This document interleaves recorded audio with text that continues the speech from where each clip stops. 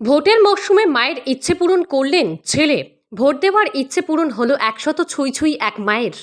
ওই পরিবারের আবেদনে ভোট দেওয়ার ব্যবস্থা করে নির্বাচন কমিশন। প্রতিবার 96 বছরে ভোট দিলেন মধ্য হাওড়ার এক বৃদ্ধা। এদিন নির্বাচন কমিশনের কর্মীরা হাওড়ার গোপালচন্দ্র মুখার্জি লেনে ওই বৃদ্ধার বাড়ি গিয়ে হাজির হয়। বয়সের ভারে নুয়ে পড়েছে বৃদ্ধা।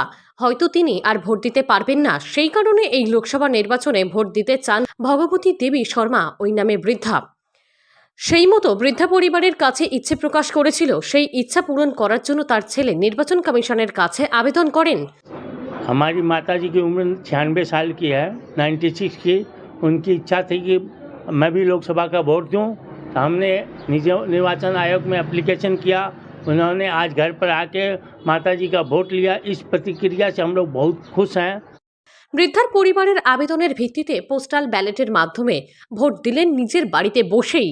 নিজের বাড়িতে ভোটদানের পর্ব চললেও নির্বাচন কমিশনের নির্দেশ মতো কেন্দ্রীয় বাহিনীর করা নিরাপত্তা বেষ্টনীর মধ্যে এই ভোট গ্রহণ সম্পূর্ণ করা হয়। বৃদ্ধার ইচ্ছে পূরণ, ভোট দেওয়া সম্পূর্ণ হতে খুশি তার পরিবার।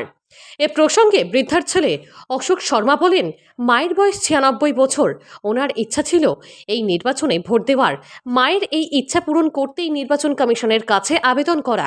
আবেদনের ভিত্তিতেই নির্বাচন কমিশন থেকে কেন্দ্রীয় বাহিনী সহ 6 জনের একটি দল এসে মায়ের ভোট নেন। और माँ भी बड़ी खुश है। बिल्कुल केंद्र वाहिनी के साथ हाँ हाँ, बिल्कुल पूरी केंद्र बाहिनी थी, पूरा सेफ स्टाफ था, सब कुछ ने आके अच्छी तरह से माँ का वोट लिया। माता जी खुश है। माता जी बहुत खुश हैं और हम परिवार भी बड़े खुश हैं।